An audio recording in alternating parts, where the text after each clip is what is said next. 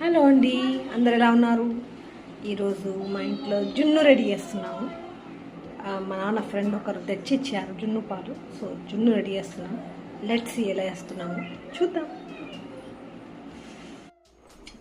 Already బానెట్లో వేసేసాను boiling కోసము. But పర్ఫెక్ట్గా విరిగేంత వరకు బాయిల్ చేస్తాము అని వెయిట్ చేస్తున్నాను. విరగడం అయితే స్టార్ట్ అయింది, బట్ ఇంకా గట్టిగా అవ్వాలి అని వెయిట్ చేస్తున్నాను. ఓ లెట్స్ సీ ఎలా ఉంటుంది టేస్ట్.